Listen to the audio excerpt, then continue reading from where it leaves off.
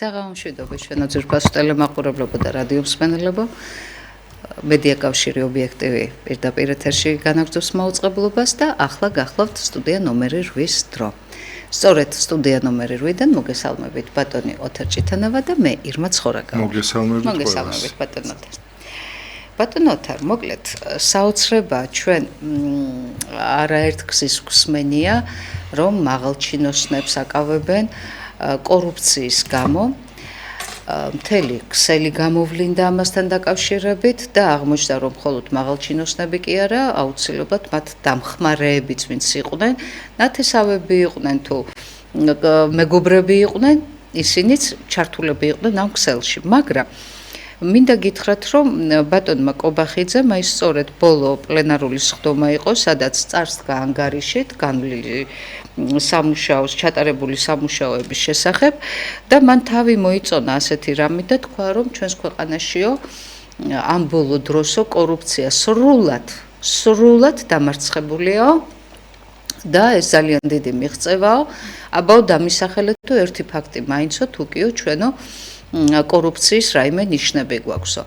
თუმცა, დაგვავიწყდება ახლა სულ არ არის აუცილებელი ბატონი კობახიძე მანამდეც ამბობდა, ჯერ კიდევ პარლამენტის თავმჯდომარე რომ იყო, მაშინაც გვეუბნებოდა, რომ ჩვენო ისეთი გუნდი ყავსო, რომ არამც თუ ხელიო ფული რომც დაუდო, თვალიც არ გაექცევათ იქეთო. თუმცა აღმოჩნდა, რომ აი სწორედ იმ პერიოდში, როდესაც ბატონი კობახიძე ასეთ განცხადებებს აკეთებდა, სწორედ მაშინ მთელი კორუფციული სქემა ვითარდებოდა საქართველოში, სწორედ ძალიან მაღალ ჩინოსნების, მე არ ვამბობ მაღალი, ძალიან მაღალ ჩინოსნების.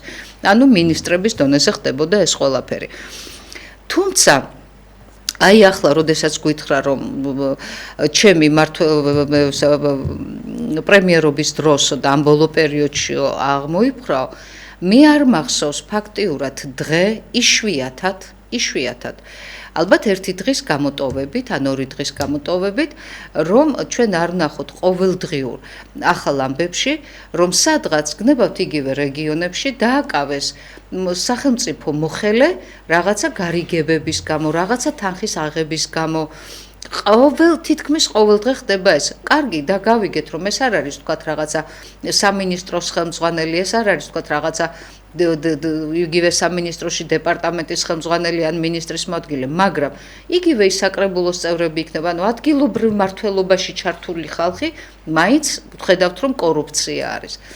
ეხლა ძალიან მნიშვნელოვანი ფაქტია ის, რომ ეს მაღალჩინოსნები მანამ სანამ დააკავებდნენ და არა მხოლოდ დღესაც, როდესაც ჟურნალისტები ეკითხებიან, რომ აი თქვენ აი ეს ქონება საიდან, ძირითადად საუბრობენ იმის შესახებ, რომ მათ ეს მიიღეს ნათესავებისგან, განსაკუთრებით ძალიან აქტუალური და პოპულარულია, მათ ძალიან დიდძალი ქონება მიიღეს პენსიონერი მშობლებისგან. ეს ძალიან ხშირი შემთხვევა და იცით, შემხვდა ასეთი სტატისტიკა, ძალიან საინტერესო.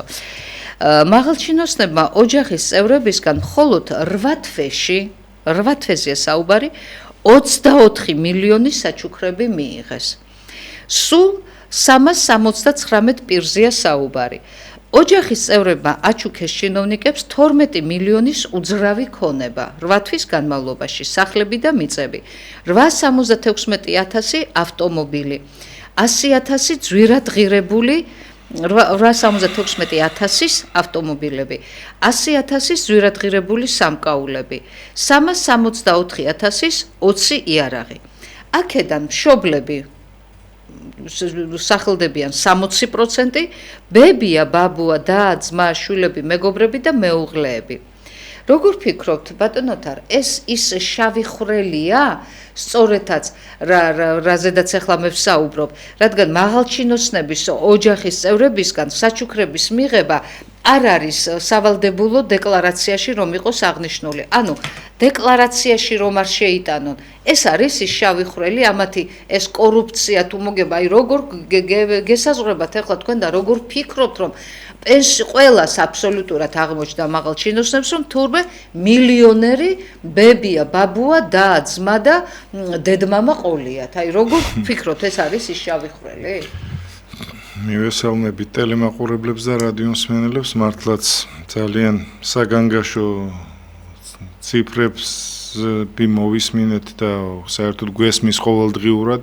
არაერთი ჟურნალისტური გამოძიება ვიხილეთ არაერთ არხზე, მაგრამ ხედავთ, რომ ამ მობედურებას მართლაც დასასრული არ აქვს და ეს არის მართლაც ერთ-ერთი მძიმესენი, რაც ჭირს დღეს ჩვენი ქვეყნის სახელმწიფო აპარატს, ეკონომიკას, რომელსაც მართლაც სერიოზულ ზიანს აყენებს სისტემური კორუფცია, რომელიც გვაქვს ქვეყანაში და რომელსაც სისტემური კორუფცია ბატონო. რა თქმა უნდა, ეს აქვს სისტემური ხასიათი და ეს არ ხდება მარტო ქვეყნის დედაქალაქში, რეგიონებში უარესიც მოგვისმენია, საერთოდ სახელმწიფოში როდესაც ამხელა თანხები იხარჯება სახელმწიფო აპარატის შენახვაზე, ხელი არ უნდა გაურბოდეთ სახელმწიფო მოხელეებს, чиновникებს, მართლაც ამ მაღალი ხელფასების ფონზე კიდე რაღაც დამატებითი შემოსავლები მიიღონ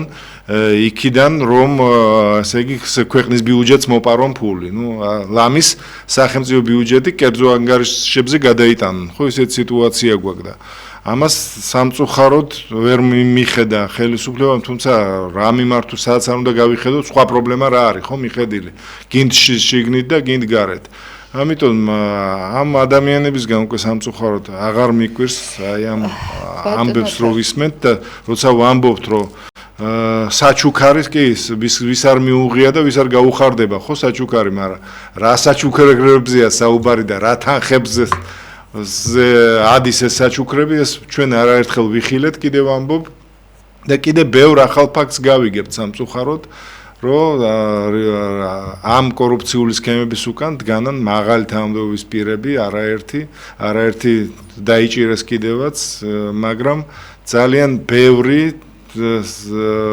ჯერჯერობით პასუხისგებლობის ბას არის არიდებული, არ ვიცი, კლანური დაპირისპირება ქართული ოცნებას მაღალჩინოსნებს შორის რა პროცესები მიდის, მაგრამ კიდე ძალიან ბევრ კორუფციულ ფაქტს გავიგებთ სამწუხაროდ და სამწუხაროდ ამან მართლაც სისტემური ხასიათი მიიღო, რომელსაც ჯერჯერობით ვერ ეშველა ვერაფერი. აი ახლა ჩვენ ვისაუბრეთ, რომ ეს არის შავი ხვრელი, ანუ სახელმწიფოში დაშვებულია, რომ შენ ვიღაცამ რაღაც საჩუქარი გაჩუქოს და ეს თქვათ ამის დეკლარაციაც არ ჭირდება, თუმცა მინდა გითხრათ, რომ სამხრეთ კორეაში აი სულ რაღაც ერთი თვის ამბავია, ყოფილი პრეზიდენტის მეუღლე დააკავეს, იცით რის გამო, რომ მისი მეუღლის პრეზიდენტობის დროს მან ძალიან ძვირად ღირებული ბეჭედი იჩუქა. ანუ ვიღაცა მიართვა და აი ამ ბეჭდის გამო ეს ქალბატონი დააკავეს სამხრეთ კორეაში. გესმით, აი როგორ მაღალ დონეზეა სამხრეთ კორეა ჩვენთან შედარებით, აი რაზე ვსაუბრობთ, ხო?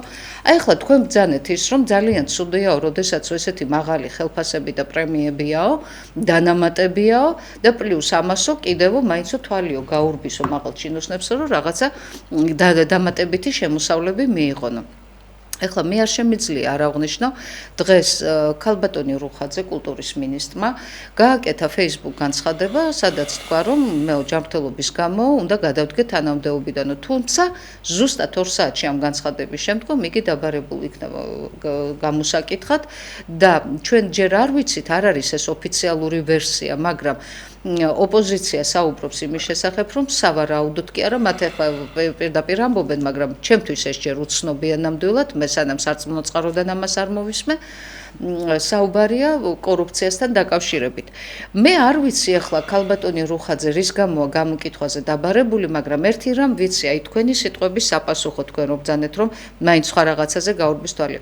იცით რომ ამ ქალბატონ რუხაძესთან რამდენიმე ხნის წინ ინტერვიუ იყო ჩაწერილი, მასაც ჟურნალისტი ეკითხებოდა, რომ თქვენ ამხელა შემოსავლები გაქვთ, რაღაცა $25,000 ჩანთა ეკავა ხელში თუ ევროიანი და სწორედ ამ ჩანთის გამო რომ თქვენ საიდან ამდენი და რაღაცა არაერთი ჩანთა. კი ბატონო, ნუ მაშინ ზუსტად იმ ერთ ჩანთაზე რაღაც გაუმახვილეს ყურადღება და ის ქალბატონი ასევე მათი მისი მეგობრების ტენდერებში მონაწილეობის მიღება ამ სახელმწიფოს შესყიდვებში და მაინც და მაინც მისი სამეგობროდან რო იგებს ხალხი ტენდერებს, მაინც და მაინც კი ბატონო და იცით რა უპასუხა ქალბატონმა რუხაძემ, ეხლავე შემოვიყვან. იცით რა, მეო მივიღებ და ამავდროულად კითხეს რომ მას რაღაც ღონისძიება ჰქონდა ჩატარებული და ქალაქის მერიამ მას დაურიცხა პირადად მის ანგარიშზე საჩუქრის სახით დაურიცხა 280,000 ლარი და ეს თანხაო რატომ დაგირწოს და როგორო მეო ძალიან ჭკვიანი ქალი ვარო და რა არ ვიმსახურებ 280,000-ო რჩევებისთვის არის ეს აი გესმით მინისტრი რომ ასეთ რაღაცას იტყვის რომ მე ამას ვიმსახურებ და ეს ჩემია და მე მეკუთვნის 280,000 აი პირდაპირ ვამბობ აი ჩემთვის როგორც საქართველოს მოქალაქესთვის აი ეს მაღალი ხელფასებიც კი აი ეს დარიცხული 280,000 რუხაძეებს რომ დაურიცხეს ჩემთვის ესეც კორუფცია ეს ასე ვთქვათ უკაცრავად ამ ჟარგონზე გაправებული კორუფცია უკვე იმიტომ რომ ბატონმა კობახიძემ ბრძანა რომ კი ბიუჯეტი დიდი გვაქვს ზრდადია ეკონომიკა წინ მიდის მაგრამ პენსიონერებო ბევრი ხარ და ჩვენ თქვენ პენსიას ვერ მოგიმატებთ სამაგიეროდ ჩვენ ვართ ცოტაო და მთელი ეს თანხა ჩვენ თვითონ უნდა გადავინაწილოთო და აი განა რა ღონისძიება ჩატარდა ასეთი რა განსაკუთრებული მოხდა რომ ქალბატონმა რუხაძემ ეს რაც ფაქტი გამოვლინდა ბატონ ოთარ და რაც შემთხვევით გავიგეთ 280,000 ლარი იმ ხელფასის ზევიდან, იმ პრემიების ზევიდან, იმ დანამატების ზევიდან კიდევ 280,000 ლარი და ამის გარდა რომ ჩინოვნიკს კიდევ თვალი გაექცევა და ხელი გაექცევა კიდევ რაღაცა ფულისკენ, აი რას უნდა ველოდოთ ამათგან? ეხლა თქვენ ტენდერები ახსენეთ კიდევ ბატონო ოთარ. კი, ტენდერები, კულტურის სამინისტროს ტენდერებზე იყო საუბარი, არაერთი გამოძიება ჩატარდა ჟურნალისტური რეაგირება არ ჰქონდათ. ნუ მაშინ ალბათ ჭირდებოდათ რაღაცაში ქალბატონი მინისტრი იმისათვის რომ თავი აერიდებიან პასუხისგებლობისთვის, მაგრამ ეხლა რაღაც სხვა მომენტი დადგა, ეთყობა რაღაც შეიცვალა შიგნით და მე არ ვიცი, არ მაქვს ეს ინფორმაცია, რომ ის არის დაბარებული არის თუ რაღაც. დაბარებული იყო დღეს. რაღაც მე ეჭვმეპარებოდა, რომ ჯანმრთელობის მდგომარეობა ჰქონდა გაუარესებული და ამის გამო გადადგა რაღაც ახალგაზრდა ქალბატონია. ხო, ნუ ეს საბაბი იყო, სავარაუდოდ არ უთხრეს პირდაპირ მინისტრი რომ არ დაგიბაროთ, ამიტომ უნდა გადადგე და მერე მოხვიდე დაკითხვაზე. ესენი ხო საერთოდ ასე აკეთებენ ბატონო ოთარაბა, მოდი გავიხსოვთ ეს ბოლო. ეს ძვირად ღირებული ჩანთები, საათები, მანქანები ეს არ ახალია ამ საერთოდ სახელმწიფო აპარატში, ეს ძალიან ბევრი სხვა თანამდებობის პირებზეც მოვისმინეთ მსგავსი რამ, მაგრამ რეაგირება ყოველთვის აგვიანებს. სამწუხაროდ და სხვათა შორის ეს ხელწერა არ გეცნოთ ქართული ოცნების მხრიდან რომ ამ მინისტრებს ჯერ გადააყენებენ და მერე იბარებენ. ხო და ალბათ ეს რუხაძე ისეთი სასწრაფო იყო რომ გადააყენეს და 2 საათში უკვე დაიბარეს. აი ხვალ და ზეგაც კი არა, აი მაშინვე დაიბარეს რაღაცა ძალიან საგანგაშო ამბავი ხდება და ჩვენ ალბათ ამას უკვე შევიტყობთ უკვე ამ სამართალდამცავი ორგანოებიდან და უშუალოდ ამ კომპეტენტური პირებისგან მოვისმენთ, მაგრამ ის რომ დაბარებულია ეს ფაქტია. ბატონო თარ აუცილებლად თავარია შემდეგ მინისტრს რაღაც სხვა პრინციპებით შეარჩიონ მაინც სესიერების პატიოსნების და საქმის ცოდნის პრინციპით ეს იყო მინისტრი ბოლოს რომელიც ქართულად ვერ საუბრობდა გამართულად ამდენი უცხო სიტყვის გამოყენება არ ვიცით ყოველ წინადადებაში როცა ხარ მართლაც კულტურის მინისტრი და ქვეყნის სახე ქართულ კულტურაში, ნუ არ მესმის, უბრალოდ რატო გააჩერეს ამდენ ხანს. ბატონო ოთარ, ისწავლიან ინგლისურს და მერე კარტული აღარ ეკერკებათ, ხო მიცით როგორც არის, არა იმქეთო და კოტეშა იყო, რაც მან პეტერბურგში წაიღო, მას მერე ქართულიო აღარ დავდედი საქართველოს დამავიწყო.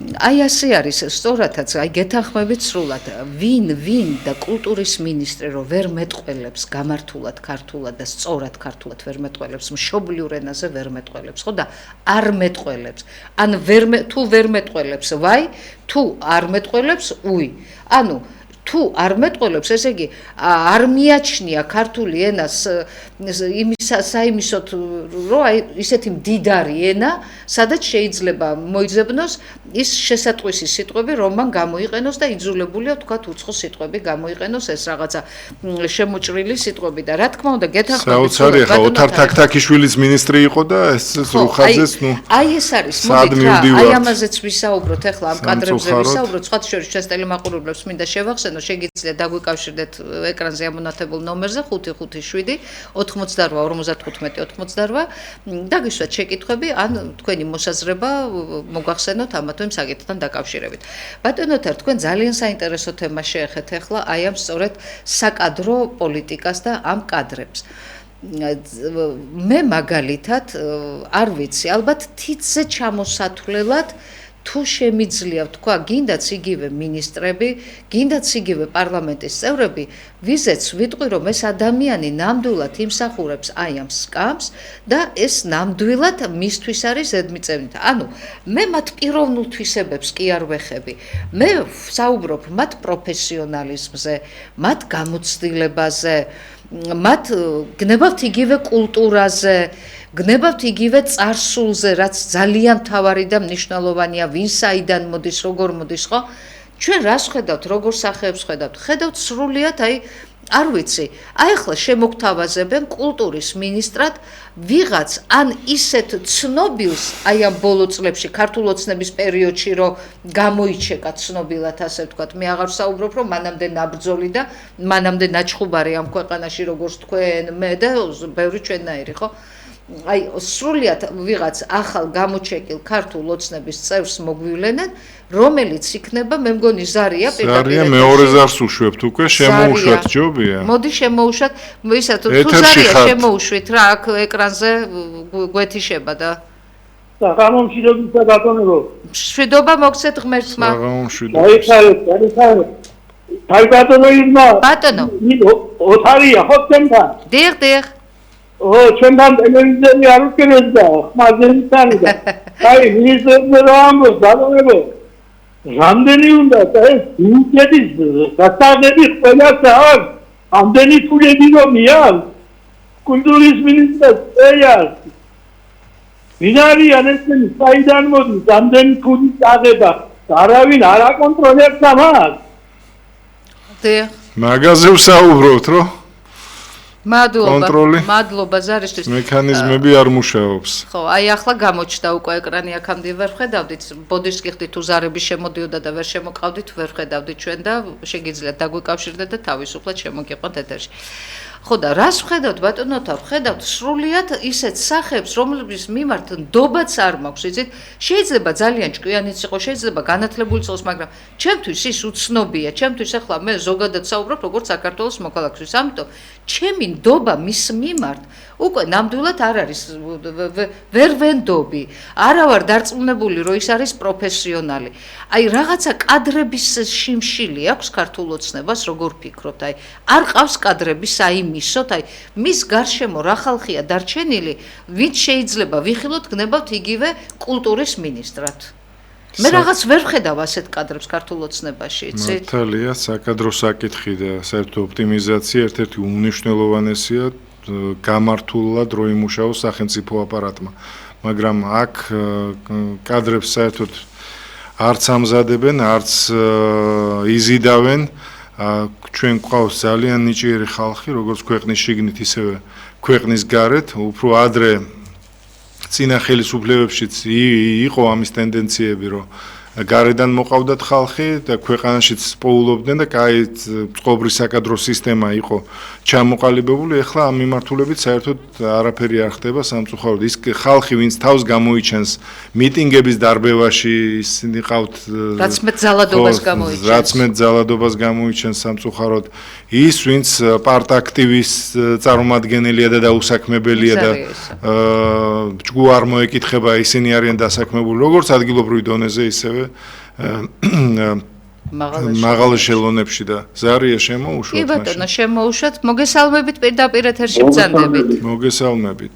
ორთავის დიპუტატივით. მოგესალმებით. ბატონო, ძეგლზე შეგაწუხეთ, ახლა შეგაწუხო. არ მინდოდა დარეკა. მაგრამ აი ახლა გაგერებულა სიტუაციამ რომ რაღაც 200,000 ზოით ამ ქალმა არაფრის რომ მიიღო. გამარჯობათი დავიღალეთ ალთან მიმართებაში დაგვღალეთ ხალია ომტანი არა მაგოწეიტადია აღშენებული სახლმა იმან ჩანთა უნდა იყიდოს დაათრიოს და წავიოს და მიიღოს მოსახლე შეიძლება ესეთი და მე მიდიხარ მოხელესთან და გეუბნება რომო Seni ძალებით უნდა გამოიყვანო ძალიან ეს თავიო, რომ მიიყვანო შენ ადგილამდეო და შეუთხარი შეუპატრონო. Რუგო თუ არის მე მაინც მკითხელეთი. გადაძომე მასშტაბი და გაიარეს 9 კილომეტრია როგორ მივიყვანო მე პენსიონერმა გასვლაბე. ბატონო, ვერ გავიგე თქვენ ბრძანეთ სად ცხოვრობთ, ადგილი დაასახელეთ. გადაბდის რაიონის სოფელი გამარჯვება. აჰა, გარდაბნის და წყალი არ არის და არაერთხელ საერთოდ სოფელში არის საერთოდ არ ამგონია. დავიღალი. სოფელს არა აქვს საერთოდ თუ პირადად თქვენზეა საუბარი? როგორ არის ისი ახალ განაშენება წავიდა პედაგოგიურზე და ესე იგი დავალიანება აქვს სოფელსო ჯივიტი. ჩიხარაში არის დევიროაზია. ისვენ. დიახ. მოსახლეობას ვარია ცისკაცხოვარზე, საერთოდ მდგომარეობა. გადამიხადო და გამრიცხვალიანების დავუყვანთ თეთო. რა გადაუხადოთ კომუნისტები და რაღაცა დავალიანება მიიღო მოსახლეობა. გასაგებია. დავიღალე ბატონოთა და კენი ოჯახი ასენდა რომ ეს მასზე უფლებაზო დავაჟღერო, დავიღალე. გასაგებია. უხსნი გეჭირონა და პროექტი გავადოთ უთხარი აი ყავი ადერგადი. რუსავში მიდი, დააგეგა ააკენე თავზები და გააკეთეთ გამოხმეჭანება ხალხის მოგესახლებას, მოგეხმარებას, რაღაცა თანხას შეიტან. მეტი გავხნათ მოსახლეობამ, რა გააკეთოთ ეს? გაიხარეთ, მოდით ეგაცკენ ბატონოთა პარტია ჯერჯერზე გაწესდა. მადლობა. ძალიან ძიმე შემთხვევაა, არაერთხელ დარეკა რესპონდენტმა აი ამ პრობლემასთან დაკავშირებით, რა გახდა, რა უბედურება 21 საუკუნეში კაც წყალი რო არ აქვს და მივმართავ ამ გარდაბნის მერიას, ცოტა გაიღვიძეთ და დაეხმარეთ თქვენ ხალხს. იმისთვის კი არ აგირჩიეს აქ ადამიანებმა, რომ ზურგი აქციო და მის პრობლემებს არ მიხედოთ. თქვენი პრობლემა არ არის, მიდით მიყევით ამ GVP თუ რომელი ორგანიზაციაა ეს რაღაც. და გაარკვიეთ რაშია საქმე, ხო? აბა თქვენ თვითონ იცხოვრეთ, ხო? ერთი დღე გაძელით წყლის გარეშე, ამ სიცხეში. წარმოგიდგენიათ. არა, რა უბედურებაა ეს? წამოჯდებიან იქ თბილ სავარძლებში და მე ხალხი ავიწყდებათ. ძველთა ძველი დავალიანება აქვს სოფელსო და გადაიხადეთ ეს დავალიანება და კი ბატონო, თუმცა ამ ხელა გადასახადებს რო გვაკისრებენ და ყოველ არ ვიცი მე რამოდენიმე კვარტალში ერთხელ უკვე რო იზრდება ეს ტარიფები და იმატებს ეს გადასახადები ეს კომუნალური და იგივე წყალზეც გნებავთ, ხო? და ყველგან რიცხვები რო დააყენეს იმისათვის რომ რაც შეიძლება მეტი ფული მოკაფონ და ზოგადად ბატონოთა რა ეხლა რიცხვები და საქართველოზე მინდა ვილაპარაკო და უშუალოდ აი ამ ჩვენს კომუნალურ გადასახადზე გნებავთ წყალთან ახლა ბატონმა მოიტანა ეს ამბავი თორე სხვა თემები გვაქვს განსახილველი საქართველოში აი როგორ ფიქრობთ ჟინვალი დუშეთის რაიონი ჟინვალი დაბა ჟინვალი იქ არის უზარმაზარი ჰესი ისა დაგუბება საცავი აი ღმერთმა დაიფაროს ხო ის რომ რაღაცა ავარიული შემთხვევა მოკლედ ეს ჟინვალი კი არა არ ვიცი მე დიღმის მასივამდეა წყალი ჩამოსული აი იმ ხალხსაც კი ვინც ამხელა საშიშროების წინაშეა იქ აღმოჩენილი სადაც აი საქართველოს წყალს და წყლებს მიაქვს ამხელა გადასახადები მდინარე ამხელა გადასახადები უნდა გქონდეს ჩვენ და ხალხს წყალი არ აქვს სახში გესმით იმიტომ რომ ოდითგანვე კომუნისტების დროიდან დავალიანება ქონდაო რაღაცა და არა კომუნისტების დროიდან ეს ვერ იქნებოდა სავარაუდოდ ეს კომპანია რო შემოვიდა საქართველოში აი იმ კომპანიის დავალიანება და არ პატიობს ეს კომპანია ხო შეიძლება რომ გადაუნაწილონ თვითონ ეს გამგეობა უნდა ჩაერთოს ამ ამბავში მართალს ბრძანებთ ის ადგილობრივი მუნიციპალიტეტი რისი მაქნისია აი ამ ადამიანის ნაშრომს ხო კარგად ირგებს ის გამგეობა თუ მერია კარგად ხომ იმ სოფლის შემოსავლებს ბიუჯეტიდან ხო იღებენ ესენი ამ ხელფას აქედან არა მიხედეთ გამგებელი წყავს ნუ არ ვიცი დეპუტატი ყავთ თავიანთი რა ვიცი მიხედეთ კაცო ამ ხალხს როგორ შეიძლება მე არ ვიცი ახლა ბატონის საუბარი პირველად მოვისმინეთ თქვენ უკვე აგერ ჩვენ ამდენი მდინარე გვაქვს ნუ არ ვიცი ახლა მაგალითად ეგვიპტეში ერთი მდინარეა ნილოსი ისიც დაბინძურებული და წარმოიდგინეთ 80 მილიონიან ქვეყანაში ირანში 90 მილიონიან ქვეყანაში წყალი არ არის წყლის პრობლემაა ავღანეთში ბოლოს ამ ამერიკიდან ამერიკელები გამოვიდოდნენ ნარკოტიკებისთვის კი არ ებძოდა ერთი მხარე მეორეს, არამედ იბძოდნენ იმ რეგიონისთვის, სადაც წყალია. და ჩვენ ამდენი მდინარე გვაქვს, ნუ არ სასაცილოც არ არის უკვე ეს ამბავი. მე მეგონა რომ ეს პრობლემა მოგვარებული იყო, იმიტომ რომ რამოდენიმეჯერ დარეკა ადამიანმა და ასე არის შეწუხებული იქნება, აბა რა, ნუ რა ვიცი. აი ძალიან ცუდია რომ ჩვენ სამარცხვინო ამბავი ჭირთ საერთოდ გარდაბნის ხელმძღვანელობას, რომელსაც არ ვიცი, რატო ძინავს ასე ღრმაძილით თუ რა არის გვირგვინი აწვება ყურებზე და არ ესმის ამ ხალხის ხმა, თუ რა ხდება ვერ გავიგეთ. არ იცით რა არ მესმის ახლა მე იქ ადგილობრივ საკრებულოში აუცილებლად წარმოდგენილი იქნებიან ოპოზიციური პარტიის წევრები, ხო? სად არის ოპოზიციური პარტია? ყველა ხო, ნუ აი თითო ოროლა შეიძლება ერთი ადამიანი იყოს, ხო, რატომ გირჩიდან შეიყვანეს, გახარიადან შეიყვანეს, ვიღაცები შეიყვანეს და ამიტომ დაეხმარონ ამ ხალხს ის ოპოზიცია მაინც დაეხმაროს. კარგი ამ ქართულ ოცნებას არ აინტერესებს ახლა ჩვენი წარმომადგენელი რომ იყოს, ბატონო ოთარ, პატრიოტ ალიანსზე წარმომადგენელი რომ იყოს იქ. ის ხო ყველაფერს გააკეთებდა იმისათვის მივიდოდა სოფლამდე ტელევიზიას მიიყვანდა, გააშუქებდა, გადაიღებდა ამას საქვეყნოდ გამოიტანდა, ხო? რა ქნას ახლა მართლა ამ ადამიანმა როგორი შეწუხებულია.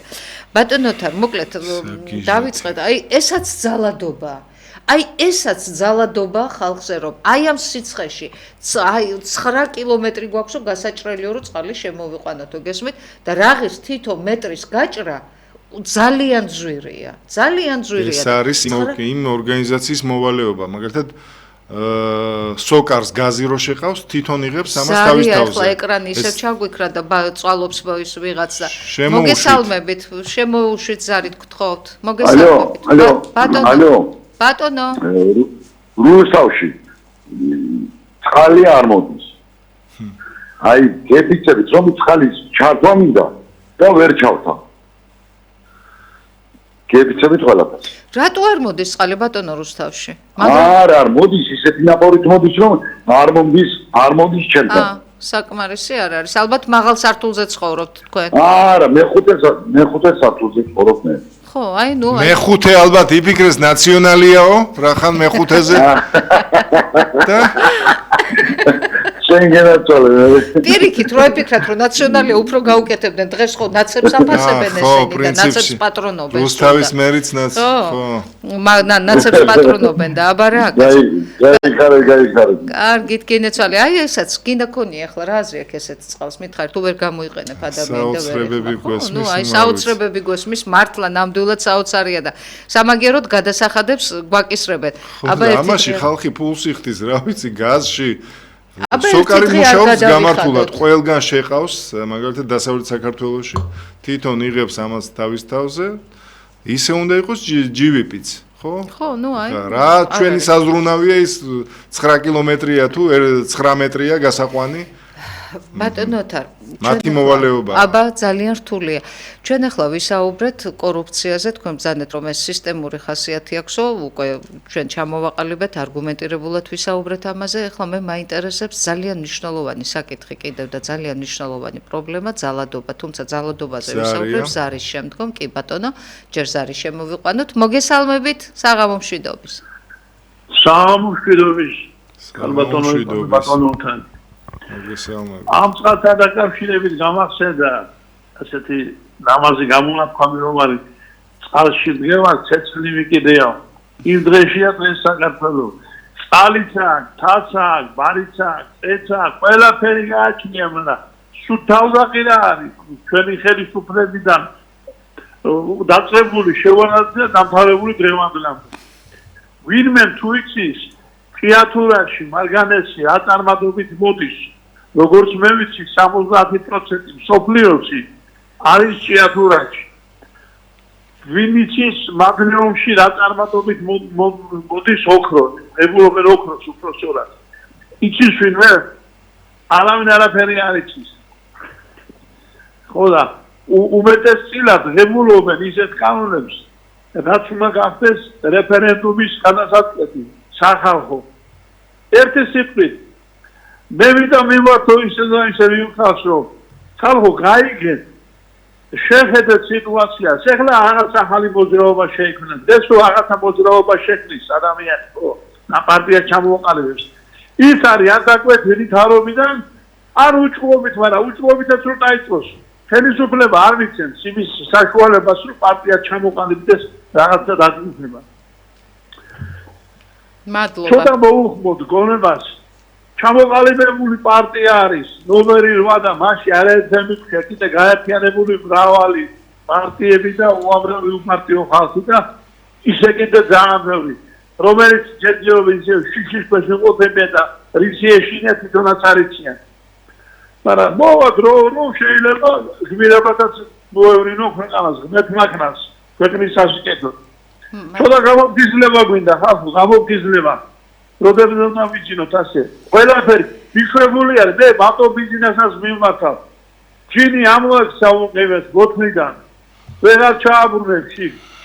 ხოდა რაღაცა ისეთი მაინც გააკეთე რომ ერთი კაი მოსაგუნარი დატოვო ხალხი. კი, ააშენეს სამება, მაგრამ იმის მერე რა გააკეთე? ქვეყანა დააქცი. ეს სამება მარტო მიშველი ჩვენ წმენა ღმერთმა არ მოგვიშალოს და გქონდეს მანაჯამს, მაგრამ იმის მერე რამხელა უბედურებები გააკეთეს კაი ადამიანებში. მადლობა ბატონო, მადლობა, თუმცა ბატონმა დიტო სამხარაძემ გითხრა რომ თუ არ იქნება ბიძინა ივანიშვილი არ იარსებებს საქართველო, ფაქტიურად გამოგვიცხადა ეს. გვეშველებოდა ეს კაცი რო არ დაბადებულიყო. ხო და ამიტომ ბიძინა ივანიშვილი თუ არ იქნებაო, არ იქნებაო საქართველო, ამანო რაები გაკეთაო და რამდენი რამის მაქნისიაო და რამდენი ხილულიაო და რამდენი უხილავია. მართალია სრულად ვეთანხმები ბატონ სამხარაძეს, ძალიან ბევრი უხილავია, ჩვენ რომ გვეგონა რომ მოდიოდა უკაცრავად ამ სიტყვაზე და მაძღარი კაცი აღარ გაყლეფავდა ქვეყანას და აღმოჩნდა რომ თურმე ჭამა ისა მადა ჭამაში მოდიშა. ბატონოთარ ახლა ჩვენს მინდა ვისაუბროთ აი სწორედ ბატონმა ძალიან საინტერესო თემა დაასახელა და აი ამ ძალადობაზეა სწორედ მიბმული რომელზედაც მე მინდა ვისაუბრო. ბატონი ქართველიშვილი არის ასეთი სპორტსმენი რომელმაც თქვა რომ აფუძნებს მოძრაობას რომ დაიცვას ჩვენი რელიგია, ჩვენი სიწმინდეები და ჩვენი წინაპრები. ანუ შეიქმნა სამოქალაქო მოძრაობა რომელიც უნდა დაუპირისპირდეს იმ მოძრაობას თუ იმ მოქალაქეებს, ვინც სწორედ აი ჩვენს სიწმინდეზე, ჩვენს რელიგიაზე, ჩვენს წინაპრებზე რაღაცას აუგათ იტყვის. ანუ პირდაპირ მოქალაქე უპირისპირდება მოქალაქეს და ეხლა ბატონმა თქვა რომ მე არ ვიცი ალბათ ეს ხელისუფლება ქნისო. დიახ ბატონო, ეს ხელისუფლები შექმნილია უშუალოდ ბატონი მდინარაძის ასე ვთქვათ მოსაზრება ეს და მის თავში მოხარშული თემა და იდეა და სწორედ მდინარაძის მხრიდან მოდის ეს ამბავი. აი როგორ ფიქრობთ ეხლა ჯერ ზარ შემოვიყვან, მაგრამ ზარის შემდეგ მიპასუხეთ თუ შეიძლება. როგორ ფიქრობთ ასეთი სამოქალაქო მოძრაობა, არასამთავრობო ორგანიზაციის, არასახელმწიფოებრივი ორგანიზაცია როგორ იმოქმედებს და როგორ იმუშავებს ჩვენ საზოგადოებაში ეს თემა. ზარია მოგესალმებით პირდაპირ ეთერში. გამარჯობა. გამარჯობათ. ბატონო, თქვენ მას შეკითხა შეიძლება? რა თქმა უნდა, ბრძანეთ სიამოვნებით. ხალბატონო, თქვენ სამართ განაცხადეთ რომ სანქციები იმეცა და პოსტის დაუწესო. აი ნახეთ რა მოვა იმათო. ეს იყო 14:30 წუთი. თემი მოგონილია თან არის ბევრი ხალხის ნათქვამია და მაინტერესებს ეს პოსტივი და იმედი. რატო არ გააუქმეს? ბატონო ჩემო, მე ვიცი. მაშინ ამბობთ სიმართლეს თუ ახლოს. კარგით, მადლობა. ვიცი, ახლა ვიგიპასუხეთ. მე რომ დრო აღარ დავკარგო. აი სწორედ თქვენ რომ დარეკეთ ინტერაქტივში დარეკეთ, ბატონი გოჩა იყო თევდორაძე ეთერში, მე ვუსმენდი ამ გადაცემას. თქვენ იგივე შეკითხვა დასვით და მინდა გითხრათ რომ სწორედ იმ საღამოს 9:30-ზე გადართეთ, არა 9:40 წუთი უკლია და სწორედ მე და ბატონი ოთარი ვარ და მე დაწვრილებით აგიხსენით ეს თემა. ანუ სწორედ მაშინ თქვენ რომ დარეკეთ, დიახ და სანქციები არსებობს და ვინ როდის დაასანქცირა, როგორ დაასანქცირა, მე ამომწურავად გაგეცით მაშინ პასუხი, როგორც ჩანს თქვენ მაშინ იმ ეთერს არ უსმენდით. ასე რომ გადაახვიეთ და ნახეთ მე ამ კითხვაზე გაგეცით უკვე პასუხი, დროს ვეღარ დავკარგავ, ბოდის ვიხდი. ბატონოთარ, როგორ ფიქრობთ, როგორ იმუშავებს ეს ორგანიზაცია საზოგადოებაში? დიახ. საერთოდ ეს გვარი უცხო არ არის ჩემთვის, მეუღლე მყავს ქართველიშვილი, მაგრამ ხა ნამდვილად არ მინდა ამ ბიჭის ჭკუაზე, ესე იგი სარწმუნოება, რომელიც გვეუბნება, რომ სარწმუნოებას დაიცავს, წინაპრების სახელს დაიცავს, ეხა მაგ ბიჭის დასაცავი ჩვენ არაფერი არ გვჭირს, ხო? ჩვენ ყოველთვის უკვე წლებია ვიბძვით იმისთვის, რომ ჩვენ ყოველთვის ყოველთვის გაგვიცია საკადრისი პასუხი იმ ადამიანებისთვის, ვინც აყენებს ჩვენს წინაპრებს შეურაცხყოფას, ვინ აყენებს ჩვენს წმინდანებს შეურაცხყოფას და ვინც არასწორი ცხოვრებით ცხოვრობს და ვინც მართლაც ხშირ შემთხვევაში არ ღვევს კანონებს და ამაზე ყოველთვის გქონია ჩვენ რეაგირება და არ გვინდა არავის ჩარევა ამ პროცესში, ხო? ჩვენი მხრივ და ბევრი ქართველია ასე და ეს ორგანიზაცია არის აბსოლუტურად ზედმეტი. ეს ორგანიზაცია თუ შეიქმნა აუცილებლად გამოიწვევს რაღაც ზალადობრივ პროცესებს, იმიტომ რომ როგორ შეიძლება ამ ადამიანმა დაიცვას ან მისმა თანაგუნდელებმა, ნუ არ მესმის, ხო? თუ ის ვიღაც ვინც გაილახა ოქრიაშვილი რაღაც თავის აზრზეა ესე იგი უნდა გალახონ, რაღაც იძალადონ თუ როგორ შეიძლება თვალსაზრისი შეუცვალონ სხვანაირად, ხო? საქმე რაში ეცით, ჩვენ გვაქვს ძალიან მწარე გამოცდილება აი ასეთი არასახელისუფლებო ორგანიზაციების არსებობისა საქართველოში, ძალიან მწარე გამოცდილება გვაქვს, ჩვენ ბევრი დაჯგუფებები ვიცით, აი ესეთი საზოგადოებრივი დაჯგუფებები. ხან ვიციო ამბობს რომ შეიძლება დავისაჯოა ამის გამო და მე ძალიან ბევრი პარლამენტარი არ მინახავს დასჯილი, მაგალითად ბოლო ინციდენტი რო იყო პარლამენტში, როცა ორი არა, აქ საუბარი დეპუტატი გაილახა. რა თქმა უნდა, აქ არ არის საუბარი დეპუტატებზე და მაღალჩინოსნებზე. ეს პირდაპირ მიმართულია რისკე, რომ საზოგადოებაში უფრო მეტი განხეთქილება ყოველთვის აი ასეთ დაჯგუფებებს დაპირისპირებებისკენ მივყავთ. აუცილებლად მოყვება დაპირისპირება, აუცილებლად მოყვება ამას ზალადობა. სხვანაირად მე არ მესმის როგორ შეიძლება იმ ერთმა პიროვნებამ ან მისმა თანაგუნდელებმა თვალსაზრისი შეუცვალონ ოქრიაშვილისნაირ ადამიანებს, ხო? კი ბატონო. არასდროს არ ვემხრობოდი ასეთ ადამიანებს, არასდროს ყოველთვის გმობდი ჩვენ მათ საქციელებს, მაგრამ არასდროს არ მოგვიწოდებია რომ ისა ვიძალადოთ ასეთ ადამიანებზე. დაახვდეთ ქუჩაში, ჩაუსაფრდეთ და გაუსწორდეთ, ხო? სამწუხაროდ ბატონოთარ ნახეთ, აი საიდან მოდის ეს ზალადობა? უკვე ჩვენ ხედავთ, რომ ქუჩაშია, ჩვენ საუბრობდით სწორედ პარლამენტში მომხდარ საკითხთან დაკავშირებით იმ ზალადობაზე მე და თქვენ ვისაუბრეთ და მაშინ შევჯერდით იმაზე, რომ აი ის ზალადობა, რომელიც ჩვენ ვიხილეთ პარლამენტში, აუცილებლად ქუჩაში გამოვა. აუცილებლად ქვეყანა ამ სტრუნებზე აეგება. ეს სხვაგვარად ვერ მოხდება და სხვაგვარად ვერ იარსებებს და ვის ტვინში დაიბადა მაინტერესებს ეს იდეა, ეს არ ამგონია იმ ბიჭისგან მოდიოდეს, რომ ასეთი ორგანიზაციის მხარდაჭერით ხდება ეს ასეთი ორგანიზაცია შეიქმნას, რაც კარგს ნამდვილად არაფერს არ მოუტანს ამ ხელისუფლებას პირველ რიგში. თუ ეს ხელისუფლები შექმნილია, ხო? კი, ხელისუფლება ახალისებს უკვე ამ ზალადობას, გესმით? ხელისუფლებისგან მოდის სწორედ. ჩვენ რას ხედავთ? სუ მუქარა, სუ რაღაცა ზალადობრივი ენით გვესაუბრება იგივე პაპუაშვილი, იგივე ბატონი კობახიძე, აქედან მოდის სულ რაღაცა ქიშპობა, აი გაყოფილი აქვთ ეს საზოგადოება და ამბობენ რომ ვინც ჩვენიანია ჩვენთან არის, ვინც ჩვენიანი არ არის და მაშინ არის აგენტი, მაშინ არის ძალიან ცუდი და ქვეყნის მომთხრელი, განსხვავებული აზრი თუ გაქვს, არ შეიძლება შენ ამაზე ხმამაღლა ილაპარაკო. ყველა მხრივ ჩვენ ხედავთ ზალადობას იგივე ამ სამართალდამცავ სისტემებში რა, ხომ ნახეთ ჩვენ ამ ბოლო პერიოდში რამდენი კადრი ნახეთ უკვე ამასთან დაკავშირებით ეს ზალადობა ქუჩებში, ზალადობა იგივე მომიტინგეებთან დაკავშირებით, საიდან მოდიოდა ეს ყველაფერი? რა თქმა უნდა ხელისუფლებიდან მოდის, ანუ ხელისუფლება, რომელიც ზალადობრივი ენით გესაუბრება, აუცილებლად იმ საზოგადოებაში ჩნდება აი ეს ზალადობა. რას ხედავთ აი ახლა სულ ცოტა ხნის წინ არასრულწლოვანი ბავშვი ჩაცხრილა ადამიანმა, ზალადობა ეს აბარ არის.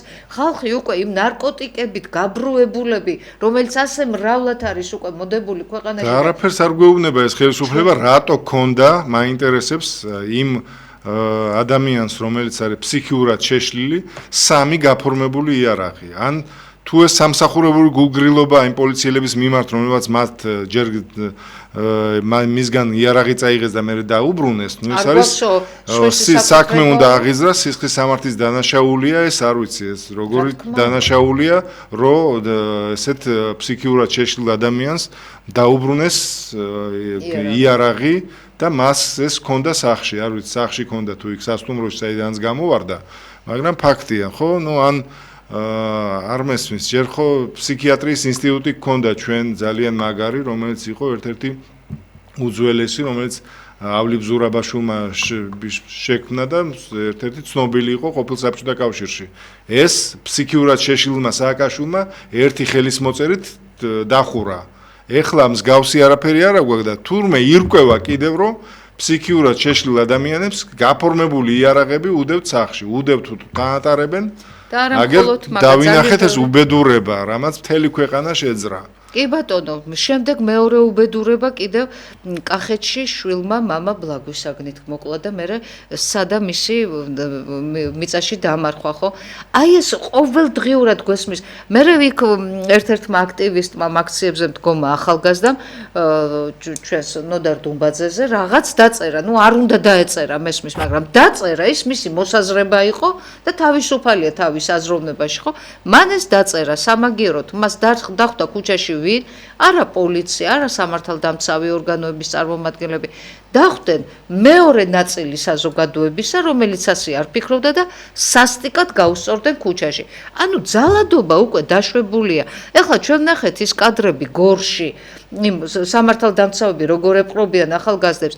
ჩვენ ვნახეთ ეხლა ომბუდსმენის განცხადის ანგარიში ის პირდაპირ გვეუბნება რომ საპატიმროებში ძალადობა ზღვარს არის უკვე გადასული ახალგაზრდა ბიჭებს ბავშვებს გაუპატიურების ემუქრებიან ბუქნებს აკეთებინებენ უკაცრავად და აფურთხებენ თურმე ძალიან ბევრი დამცირება და ძალადობა ანუ ყველგან უკვე ყველას ძალადობა იცით აი ხალხში უკვე ეს აგრესია ეს ძალადობა გადაიზარდა ამ აგრესიაში და ხალხი არის ძალიან აგრესიული დაზომბირებულები უკვე განერვიულებულები რატომ იმიტომ რომ ეს ძალადობრივი ენით საუბარი მოდის პროცესი შეაჩერონ ნუ კიდე ახალ ორგანიზაციას ქმნიან რომელიც აი ამ მისკენ არის მომართული და საერთოდ ჩვენ რა ვიცი 9 წელი ვებძოდით მართაც უდიდეს ბოროტებას მართლა ძალადობას და ვიფიქრეთ რომ ეს ყველაფერი წარსულში დარჩა და აწიმს გავსი რამ არ განმეორდება მაგრამ აქ უარესები გვესმის ხო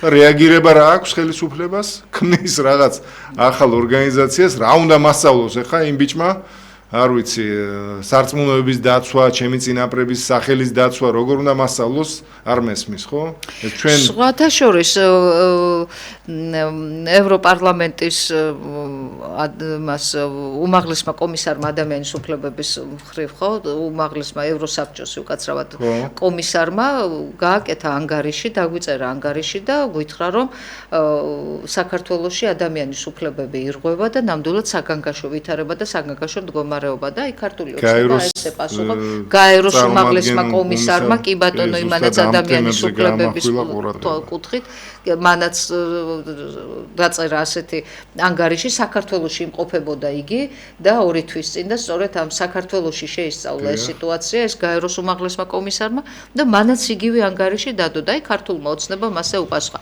ეხლა ბატონოთა 40 წუთი რჩება და მე მაინც აი გულში ხინჯად დამრჩენ ბატონის ზარი და 40 წამოკაცრავა და მინდა მაინც ბატონო ჩემო მე არ ვიცი ეხლა თქვენ მოძებნით იმ გადაცემას ვერ მოძებნით ბატონმა გოჩა თევდორაძემაც მაშინ გიპასუხათ მე მეც მართლა გადაცემა დავიწყე სწორედ ამით და დაახლოებით 10 წუთის განმავლობაში სუპუნქტებად ჩამოგითვალეთ მე ის სანქციები რაც იყო მაგრამ თქვენ ეხლა თქვენ კითხვას ვაანალიზებდი და მივხვდი რომ თქვენ გონიათ რომ იმ სანქციების გამო იმედი და პოსტივი და რუსთავიორი აღარ უნდა მუშაობდეს არა ეს იმას არ ნიშნავს რომ სანქციები დაასანქცირეს და აღარ უნდა მუშაობდნენ სანქციები სულ სხვა რამეს გულისხმობს აი სანქციები რაც არის თქვათ იმედის მიმართ და ამიტომ კარგი იქნება თუ იმ გადაცემას გადაახვეთ სწორედ მე აღარ მახსოვს დღე და აი თქვენ დღე გახსოვს ძალიან კარგად ბატონ გოჩასთან რომ შემოხვედით ეთერში იმ საღამოს 9:20 წუთი აკლია აი ზუსტად გადაცემა დავიწყე იმით რომ მინდოდა თქვენთვის ამეხსნა ასე რომ ჩვენი გადაცემის დრო ამოიწურა ბატონოთა და დიდი სიყვარული და პატივისცემით დაგემშვიდობებით ღამინების